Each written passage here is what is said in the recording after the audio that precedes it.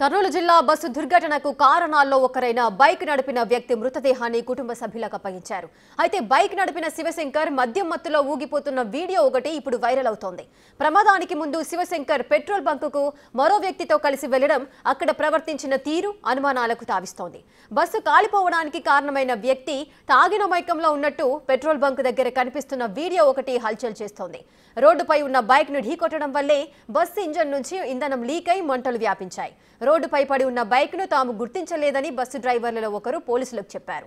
Bike నడిపిన Shivshankar bus వల్లే చనిపోయాడా, ముందే యాక్సిడెంట్ కు గురయ్యాడా అన్నది ఇంకా తేలలేదు.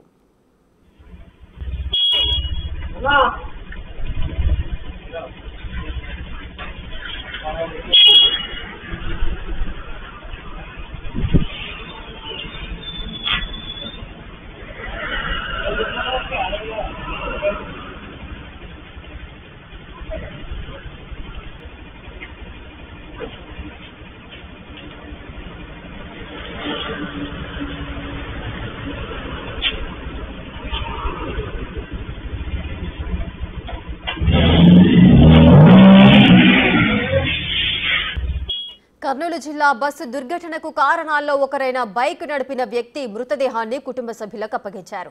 అయితే బైక్ నడిపిన శివశంకర్ మద్యం మత్తులో ఊగిపోతున్న వీడియో ఒకటి ఇప్పుడు వైరల్ గా మారుతోంది. ప్రమాదానికి ముందు శివశంకర్ పెట్రోల్ బంకుకు మరొక వ్యక్తితో కలిసి వెళ్లడం, అక్కడ ప్రవర్తించిన తీరు కూడా పలు అనుమానాలకు తావిస్తోంది. బస్సు కాలిపోవడానికి కారణమైన వ్యక్తి తాగిన మైకంలో ఉన్నట్టుగా పెట్రోల్ బంక్ దగ్గర కనిపిస్తున్న వీడియోలో ఒకటి హల్చల్ చేస్తోంది. రోడ్డుపై ఉన్న బైక్ ను ఢీకొట్టడం వల్లే బస్సు ఇంజన్ నుంచి ఇంధనం లీక్ అయి మంటలు వ్యాపించాయి. రోడ్డుపై పడి ఉన్న బైక్ ను తాము గుర్తించలేదని బస్సు డ్రైవర్లలో ఒకరు పోలీసులకు చెప్పారు. మరి బైక్ నడిపిన శివశంకర్ బస్సు వల్లే చనిపోయాడా, లేదా ముందే యాక్సిడెంట్ కు గురయ్యాడా అన్నది ఇంకా స్పష్టంగా తేలలేదు.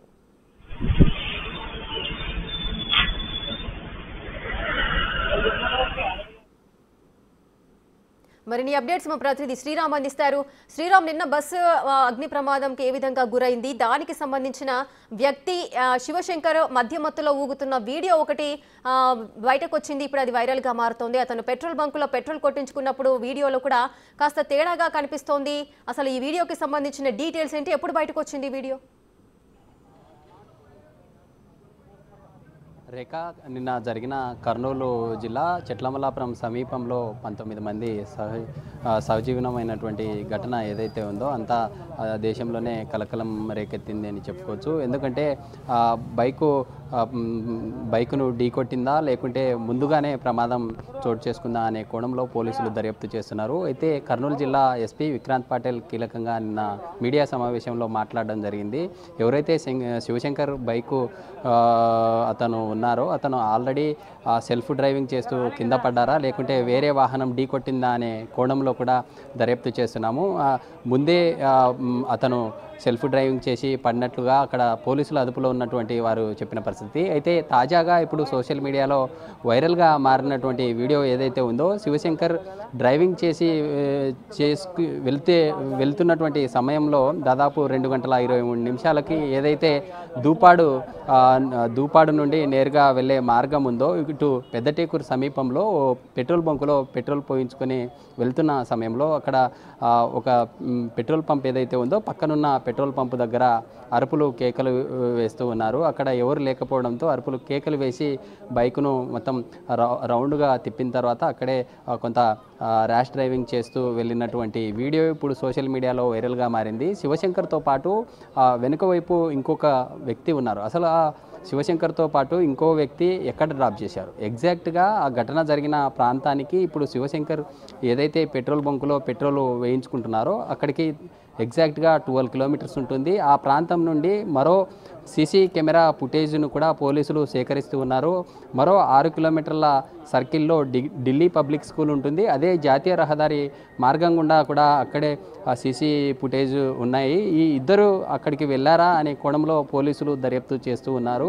శివశంకర్తో పాటు ఇంకో వ్యక్తి ఎవరనేది ఇప్పుడు కీలకంగా మారింది. పోలీసులు నిన్న మీడియా సమావేశంలో మాట్లాడినటువంటి మాటలు ఏవైతే ఉన్నాయో దాని ఆధారంగా కూడా ఇటు మొత్తంగా దర్యాప్తు చేస్తున్నటువంటి పరిస్థితి. ఎందుకంటే ఇప్పటికే నిన్న జరిగిన ఈ ఘోర రోడ్డు ప్రమాద ఘటనలో కీలకంగా ఒక బైకును ఢీకొట్టిన తర్వాత అందులో ప్రధానంగా 400 మొబైల్ ఫోన్స్ను ఒక హైదరాబాద్ చెందినటువంటి ఒక వ్యాపారి దాదాపు 880 లక్షల రూపాయల విలువ కలిగేటటువంటి మొబైల్ ఫోన్స్ అందులో ఉండడం. ఎందుకంటే మొబైల్ ఫోన్స్కు ప్లాస్టిక్తో పాటు లిథియం ఇతర మూలకాలతో ఈ మొబైల్ ఫోన్ తయారై ఉంటుంది. ప్లాస్టిక్ మండడానికి అతి త్వరగా మండడానికి వీలైనటువంటి స్వభావం ఉంటుంది. దాంతోపాటు ఈ లిథియం అనేది పేలుడు సంభవించడానికి కీలకంగా మారే ఛాన్స్ ఉంది. అందుకే ఇలాంటి ఘటన చోటు చేసుకుందంటూ కూడా ఫోరెన్సిక్ అధికారులు కీలకంగా వీటన్నింటినీ దర్యాప్తు చేస్తున్నటువంటి పరిస్థితి. అయితే మనముండే ఈ జీజీహెచ్ ప్రభుత్వ సరోజన వైద్యశాల ఏదైతే ఉందో ఇక్కడికి 19 మృతదేహాలను ఇక్కడికి తీసుకొని రావడం జరిగింది.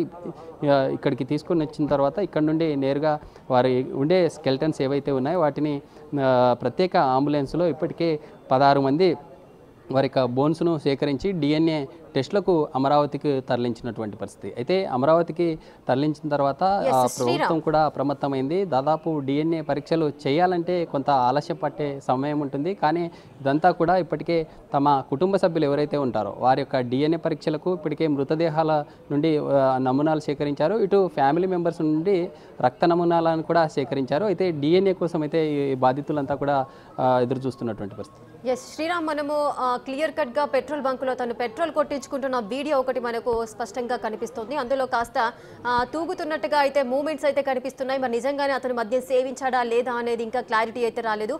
అదేవిధంగా అక్కడ టైమింగ్ ఒకసారి మనము చూసినట్లయితే 2:24 అని స్పష్టంగా మనకు కనిపిస్తుంది. అంటే 2:24 AM అని మనం అనుకోవచ్చు. అంటే ప్రమాదం జరిగింది 2:45 నుంచి 3 గంటల మధ్యలో ఈ బస్సు ప్రమాదం ఏదైతే జరిగిందో అది జరిగింది. అంటే ఈ పెట్రోల్ బంక్కి అదేవిధంగా ప్రమాదం జరిగిన స్థలానికి ఈ 20 నిమిషాల్లోనే అతను చేరుకునే అవకాశాలు ఉంటాయా? అంటే ఎంత స్పీడ్లో వెళ్తే ఆ ప్రదేశానికి చేరుకోవచ్చు?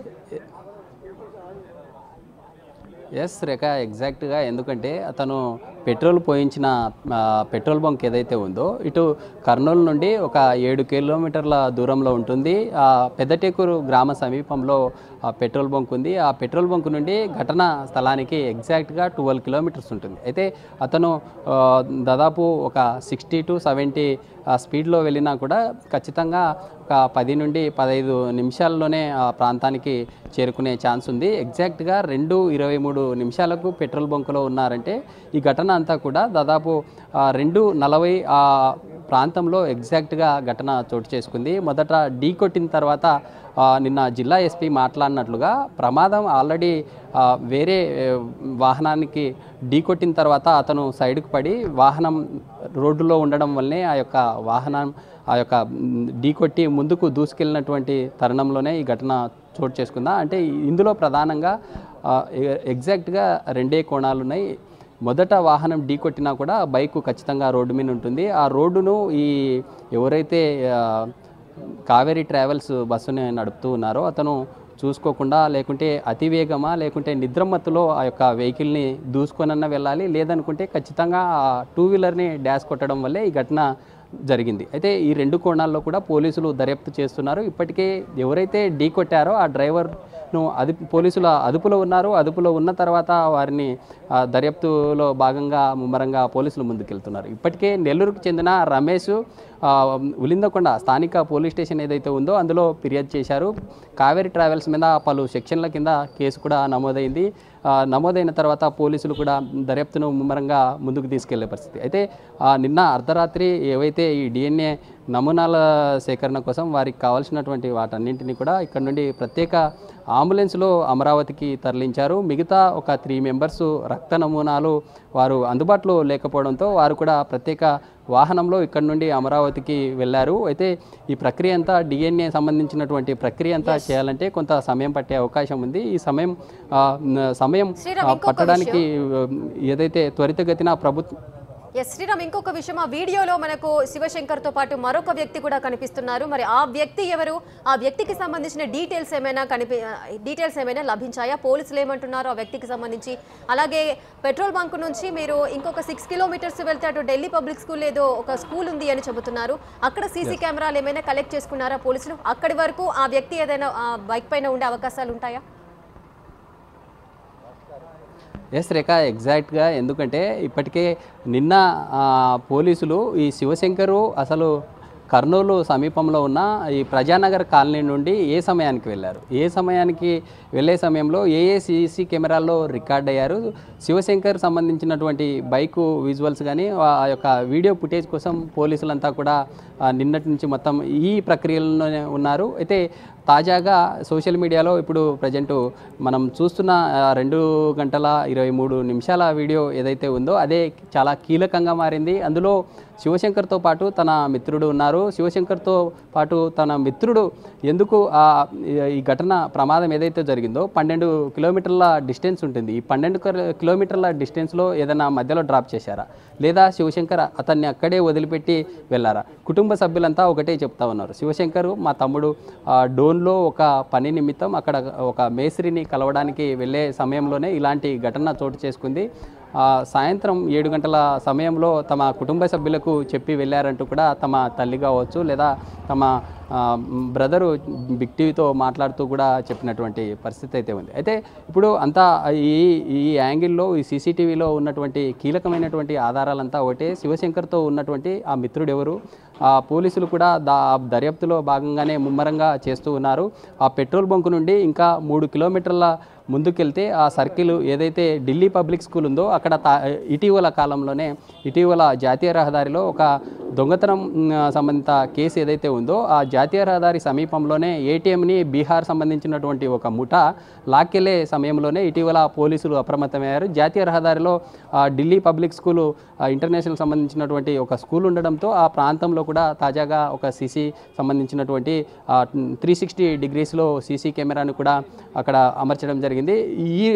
ఈ కేసు సంబంధించి ఖచ్చితంగా పెట్రోల్ బంకులో ఉన్నటువంటి శివశంకర్తో పాటు తన మిత్రుడు నిజంగా అతనితో పాటు వెళ్ళారా, ఒకవేళ వెళ్తే ఏం జరిగిందనేది ఈ ఢిల్లీ పబ్లిక్ స్కూల్ సర్కిల్లో ఉన్నటువంటి సీసీ కెమెరా చాలా కీలకంగా మారబోతుంది.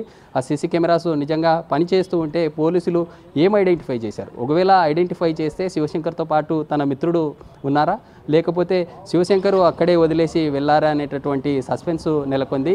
శివశంకరు నిన్న జరిగినటువంటి పోస్టుమార్టం రిపోర్ట్లో కీలకమైనటువంటి ఆధారాలు ఉన్నాయి. పోలీసులు కావచ్చు, ఇటు డాక్టర్సు ఎక్కడ కూడా ఏం మాట్లాడినటువంటి పరిస్థితి. ఎందుకంటే శివశంకరు మనం చూస్తూ ఉన్నాం, పెట్రోల్ బంకులో అతను డ్రైవ్ చేసి వెళ్ళే సమయంలో కొంత అతను తూగుతూ వెళ్తున్నటువంటి వీడియోతో పాటు అరుపులు కేకలు వేస్తున్న వీడియోస్ మనం చూస్తూ ఉన్నాం. అయితే పోస్టుమార్టం రిపోర్ట్లో ఖచ్చితంగా నివేదికల్లో ఖచ్చితంగా ఒకవేళ మద్యం సేవించి ఉంటే శివశంకర్ సంబంధించినటువంటి డెడ్ బాడీలో ఖచ్చితంగా ఆ నమూనాల్లో ఖచ్చితంగా పాజిటివ్గా వచ్చి ఉంటుంది. అయితే దీనికి సంబంధించి పోలీసులు ఎలా ముందుకెళ్తారు, నిన్న సాయంత్రం శివశంకర్ సంబంధించిన డెడ్ బాడీని తమ కుటుంబ సభ్యులకు అప్పగించడం జరిగింది. ఈరోజు మధ్యాహ్నం శివశంకర్ అంత్యక్రియలోకి ఇప్పటికే తమ కుటుంబ సభ్యులు తమ గ్రామంలో అన్ని రకాల చర్యలు చేపట్టారు. అయితే తమ కుటుంబం సభ్యులను ఎలాంటి డిస్టర్బెన్స్ శ్రీరామ్, మీరు ఒకసారి ఆ వీడియోని మీరు క్లియర్ గా చూసారా? ఇప్పుడు శివశంకర్ ఎవరైతే ఉన్నారో ఆయన బైక్ నడిపిన తీరు, అదేవిధంగా బైక్ కండిషను,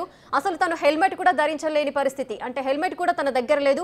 పోనీ పెట్రోల్ బంకులోకి ఎంటర్ అవుతున్నాడు కాబట్టి హెల్మెట్ తీసి పక్కకు పెట్టారా అంటే బైక్ పైన కూడా హెల్మెట్ ఎక్కడ కనిపించట్లేదు, వెనక కూర్చున్న వ్యక్తికి కూడా హెల్మెట్ లేదు. సో ఎవరికి హెల్మెట్ లేదు.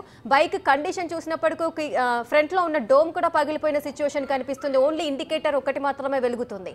అదేవిధంగా ఆ వ్యక్తి నడిపిన బైక్ ఏ విధంగా నడిపారో ఆ పద్ధతిని చూసినప్పుడు అక్కడే కూడా పెట్రోల్ కొట్టుకొని తను రిటర్న్ వెళ్ళేటప్పుడు బైక్ కూడా స్కిడ్ అవుతూ వెళ్ళిపోతుంది. అంటే ఈ విధమైన ప్రవర్తన అనేది మద్యం ఎప్పుడైతే సేవిస్తారో అప్పుడు తర్వాతనే, ఇంతకు ముందే మద్యం సేవించిన తర్వాతనే ఈ ప్రమాదం జరిగింది అని అనుకోవడానికి ఒక రీజన్గా అయితే మనకు కనిపిస్తోంది కదా.